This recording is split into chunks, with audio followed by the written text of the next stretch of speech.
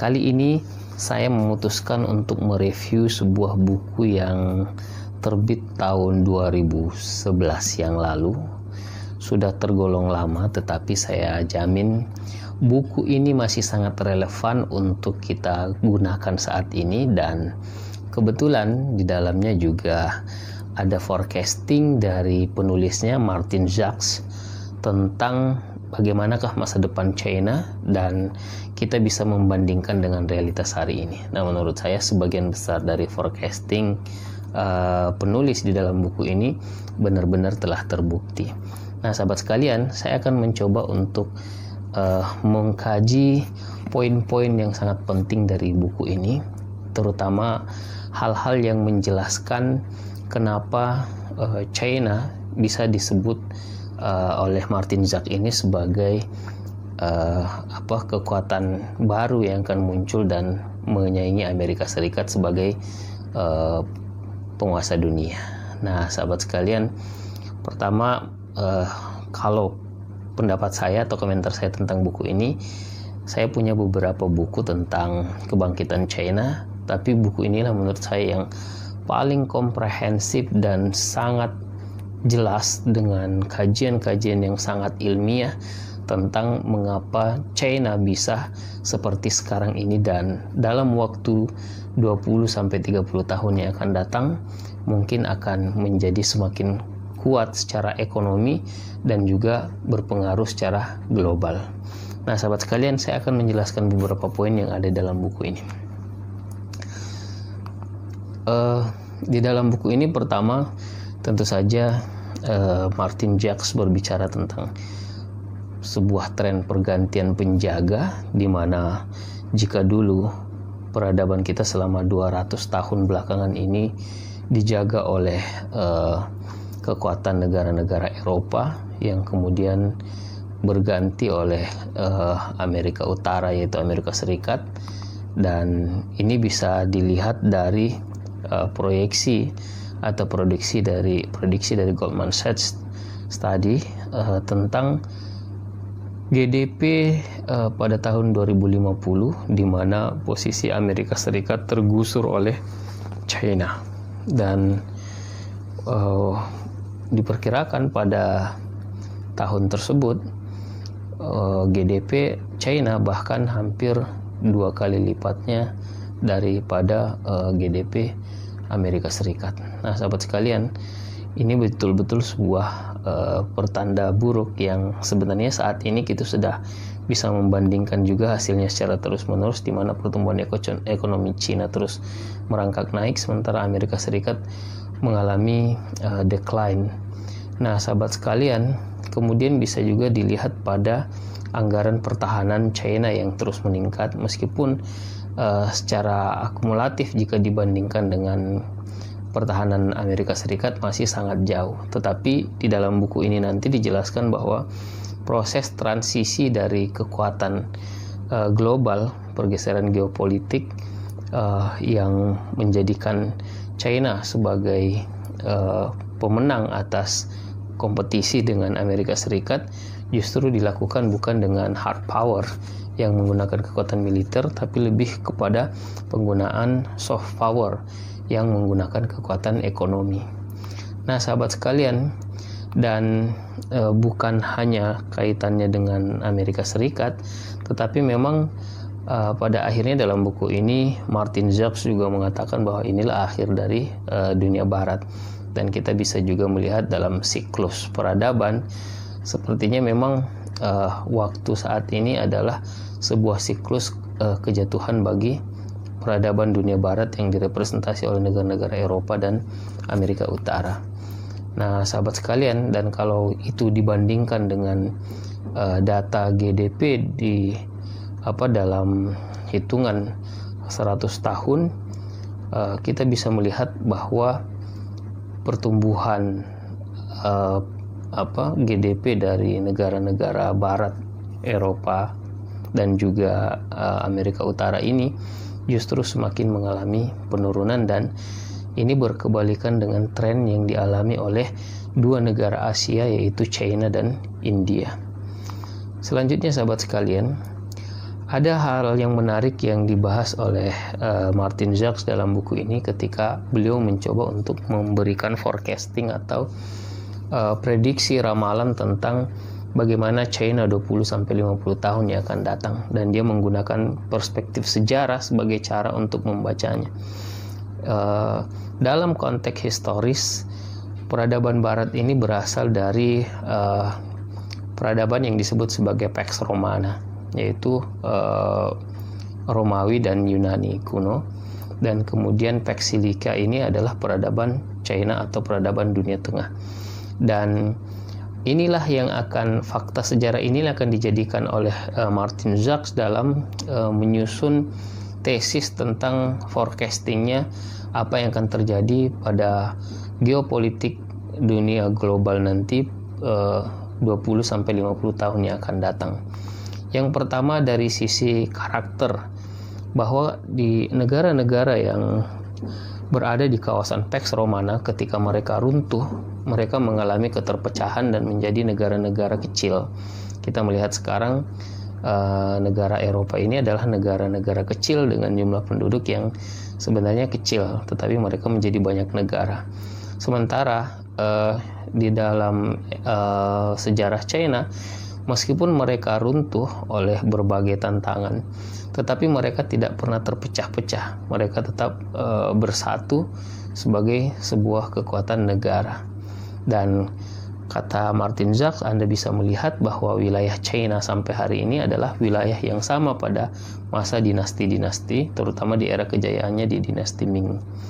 Nah, sahabat sekalian, kemudian yang berbeda yang lain adalah ketika Pax Romana ini terpecah dan menjadi negara-negara, mereka akhirnya menggunakan sistem Westphalian, di mana setiap negara berdiri sendiri dan tidak bisa diintervensi oleh kekuatan negara yang lain. Mereka mandiri, dan ini juga memberikan dampak pada konstelasi global, karena menurut sebagian ahli bahwa konsep Westphalian inilah kemudian yang membuat tingkat konflik antar negara ini menjadi sangat tinggi karena setiap negara berkompetisi satu sama lain. Nah, sementara sejak zaman klasik China 2000 tahun yang lalu, mereka sejak awalnya membangun basis hubungan politik di dalam konteks regional itu dengan menggunakan sistem upeti, dengan China sebagai kekuatan yang terbesar, sebagai sentrum dari region yang ada, terutama di Asia, dan kemudian negara-negara yang lain memberikan pengakuan supremasi kepada China, dan mereka melakukan interaksi dalam bentuk interaksi ekonomi, politik, budaya, dan sebagainya. Dan inilah yang menjelaskan mengapa kemudian etnis China juga ada di banyak negara yang lain, karena sejak zaman klasik memang mereka telah berinteraksi dalam banyak bidang termasuk ekonomi, dan sistem inilah yang bertahan lama. Nah, sahabat sekalian, ini juga nanti yang akan digunakan oleh Martin Jacques dalam memprediksi bahwa apa yang dibangun oleh China untuk tumbuh sekarang ini adalah menghidupkan kembali sistem upeti. Nah, kemudian sahabat sekalian, ketika Barat muncul dengan melakukan hegemoni terhadap dunia, mereka membawa narasi yang biasa kita sebut demokrasi, liberal, dan juga kapitalisme. Dan China berbeda. Sejak dulu China, karena mereka hadir dengan sistem upeti, maka yang mereka tumbuhkan itu adalah jalur sutra, yaitu jalur perdagangan, jalur ekonomi yang menghidupkan semua kekuatan-kekuatan politik yang ada di sekitarnya. Dan menurut Martin Jacques juga, ini jugalah nanti narasi yang akan digunakan oleh China untuk menggantikan narasi Barat. Dan saya kira kalau kita lihat konteksnya saat ini sangat masuk akal dengan proyek obor yang One Belt One Road yang sementara dirintis oleh China dengan bekerja sama negara-negara di kawasan Asia. Dan sepertinya ini dalam waktu beberapa tahun yang akan datang akan menjadi sebuah kenyataan. Nah, kemudian karakteristik yang lain adalah jika dunia Barat ketika melakukan campaign tentang peradaban mereka, melakukan klaim tentang penemuan atau invention dengan menggunakan kisah Columbus sebagai awal dari temuan-temuan peradaban dunia barat, maka justru sekarang juga China sedang melakukan campaign juga tentang klaim awal penemuan, terutama dengan menggunakan ekspedisi Zheng He atau Cheng Ho kalau kita di Indonesia menyebutnya. Nah, sahabat sekalian, dan ini adalah klaim yang betul-betul kuat karena terbukti secara historis bahwa jauh sebelum Columbus menemukan Amerika dan Eropa bisa sampai di Australia, Zheng He telah melalui semua jalur-jalur tersebut. Jadi China ingin mengatakan bahwa jauh sebelum Anda orang-orang Eropa berkelana keliling dunia, kami orang-orang China telah mengelilingi dunia. Nah, kemudian sahabat sekalian, ada yang menarik pada fakta peradaban barat ini bahwa ketika mereka berada di era invention, di era penjelajahan, yang mereka lakukan sejak awal adalah motif kolonialisasi, dan itulah yang kemudian menciptakan sejarah kolonialisme di dunia pada abad ke-18 dan 19.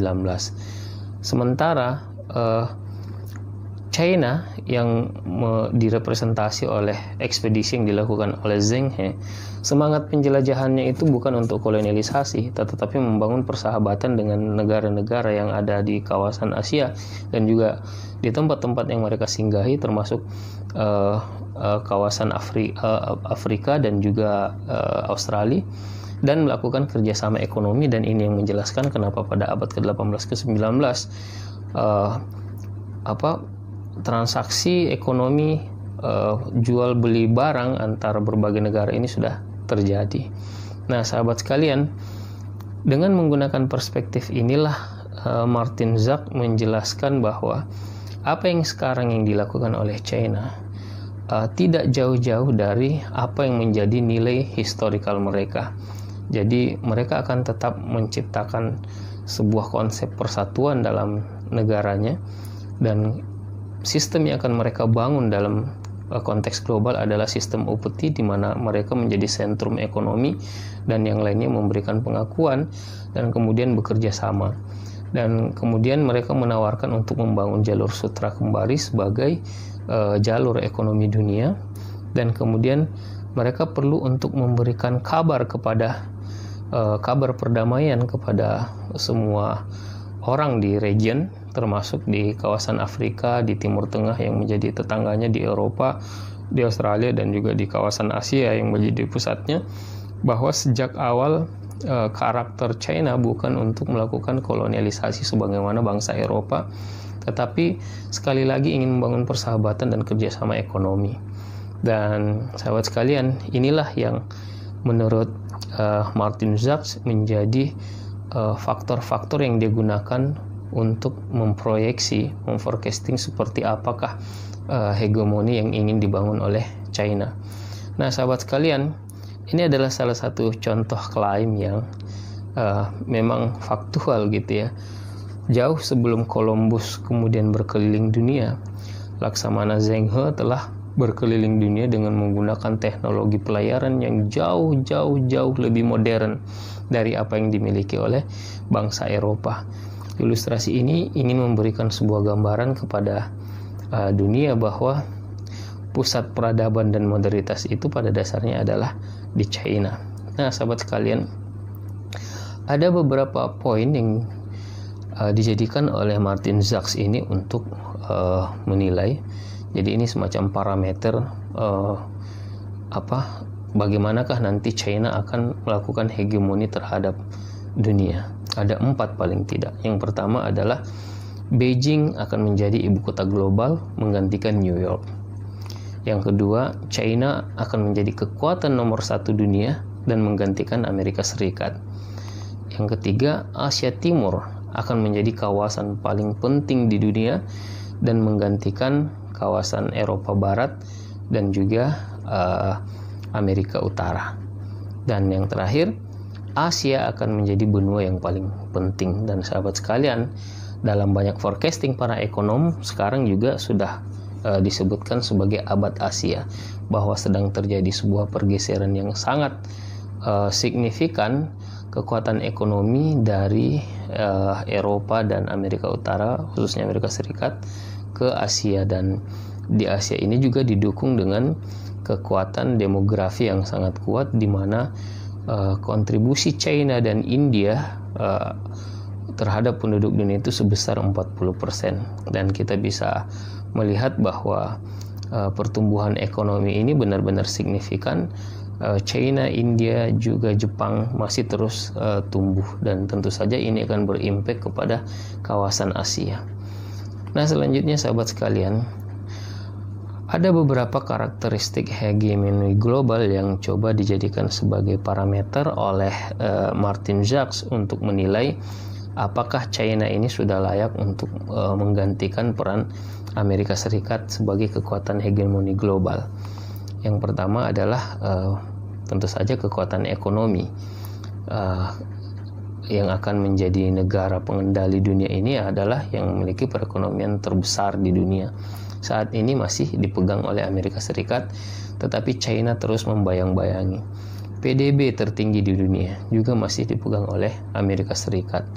Kemudian kekuatan militer ini akan menjadi sangat berpengaruh, dan menurut para ahli termasuk juga seperti Noam Chomsky misalnya di dalam bukunya Who Rules the World, dia juga mengatakan bahwa kualitas kekuatan militer China masih jauh di bawah Amerika Serikat, terutama dalam aspek teknologinya. Kemudian cengkraman global, yaitu kemampuan untuk mempengaruhi negara-negara yang lain. Sampai saat ini juga Amerika masih lebih kuat dibandingkan China, tapi China perlahan tapi pasti terus melakukan perluasan cengkraman. Kita tahu bahwa termasuk di dalam buku ini juga dijelaskan bagaimana China mulai berinvestasi secara besar-besaran di Asia terutama, dan juga di Afrika, dan itu tentu saja adalah sebuah modal untuk melakukan cengkraman global. Termasuk di Timur Tengah, China juga membangun kemitraan yang sangat erat sekali dengan Iran, dan ini adalah salah satu kekuatan Timur Tengah yang sangat berpengaruh dan juga memiliki kekuatan cadangan minyak yang sangat banyak yang dibutuhkan oleh China.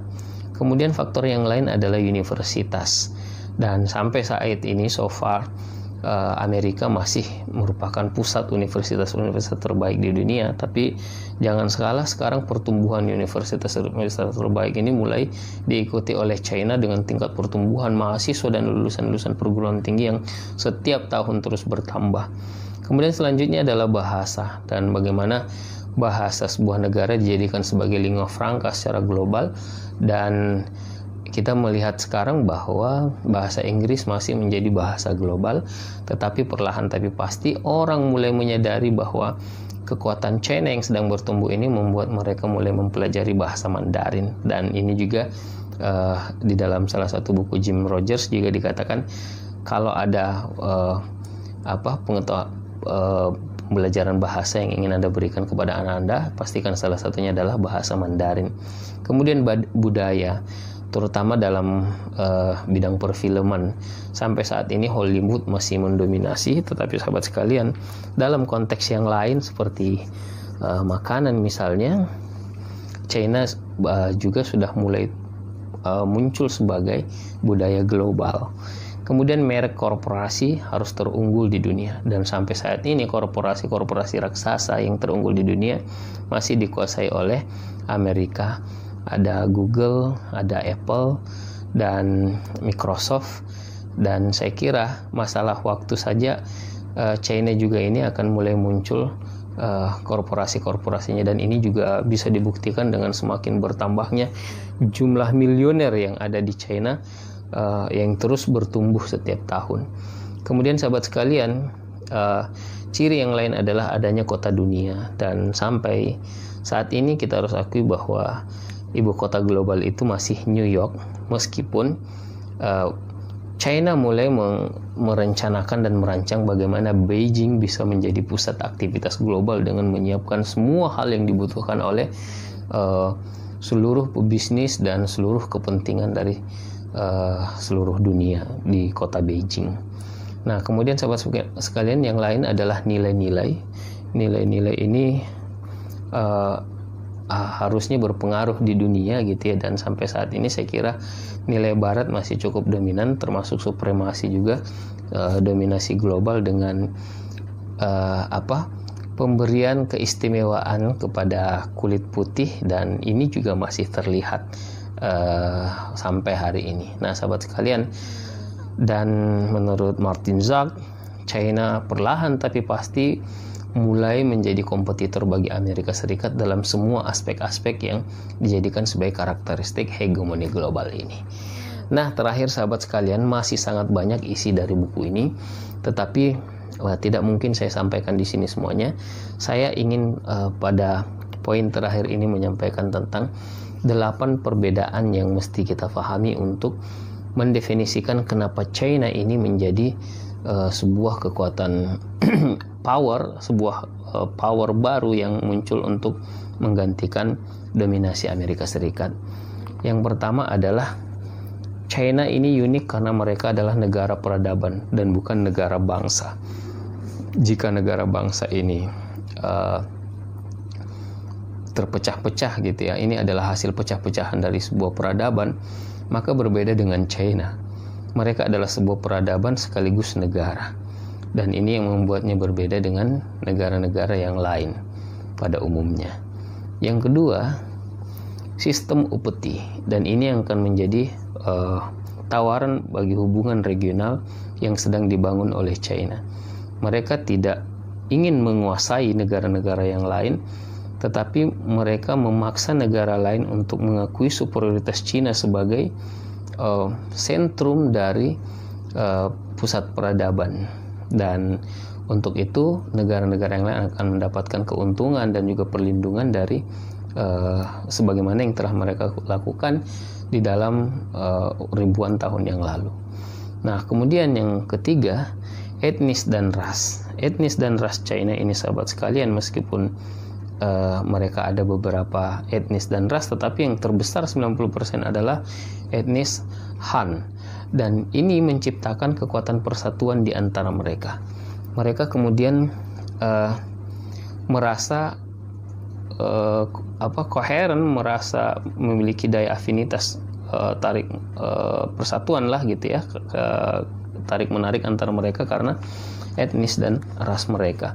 Dan dimanapun mereka berada, mereka tetap satu etnis dan ras. Ini yang membuat mereka berbeda dengan etnis yang lain. Misalnya kayak negara kita, meskipun kita ini satu negara, tapi kita kan merasa bahwa kita ini berbeda etnis dan ras. Itu harus diakui, dan itu satu faktor yang bisa menjadi pemicu perpecahan di kita.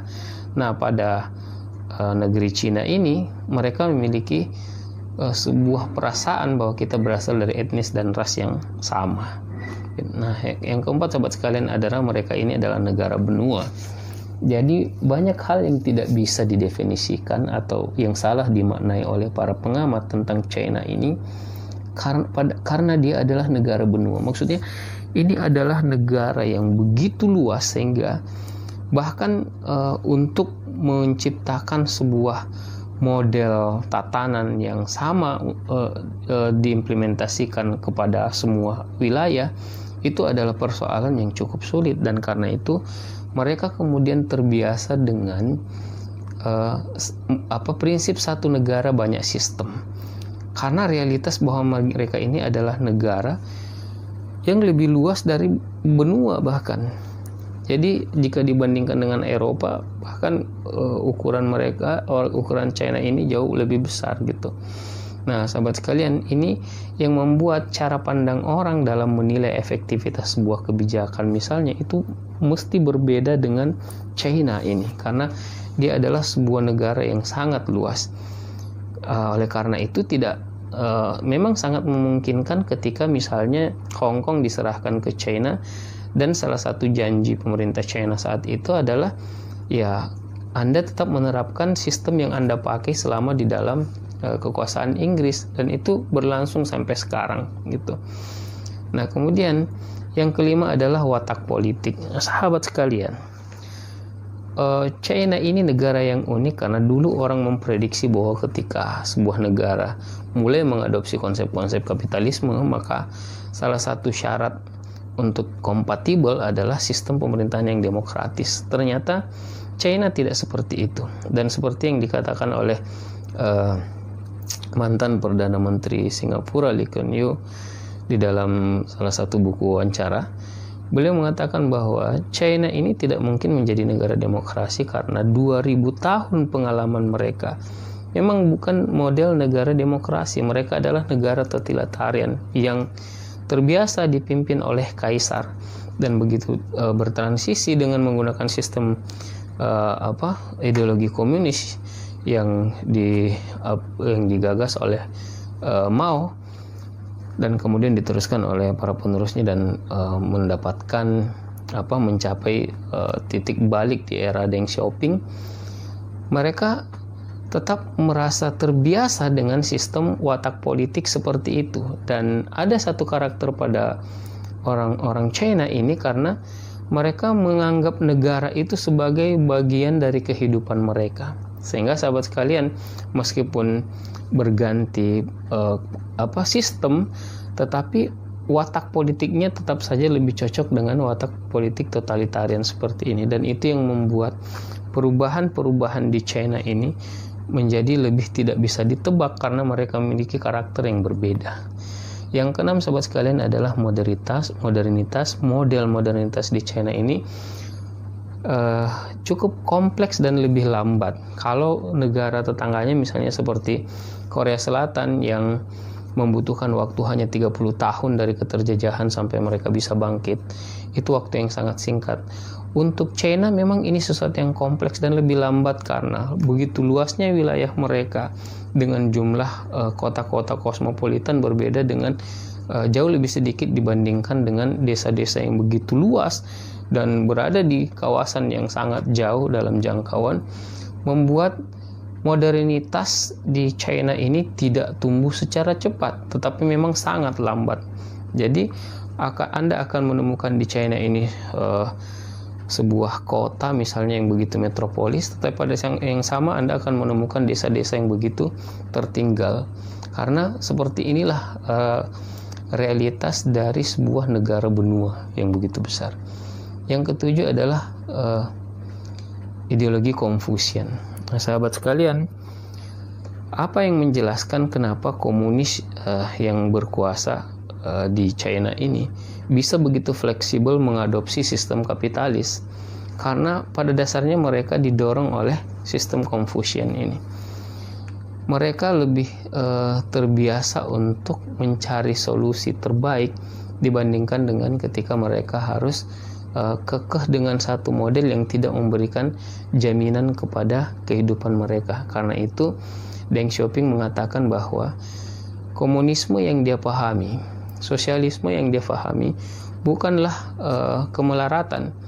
Yang dia pahami tentang komunisme itu adalah membagi rata kesejahteraan. Ini dua hal yang berbeda gitu ya. Karena selama ini orang-orang sosialis komunis ini mendefinisikan ideologi mereka sebagai kemelaratan. Nah, Deng Xiaoping datang dengan konsep yang berbeda, dan ini adalah buah dari ideologi Confucian yang mereka anut selama ribuan tahun.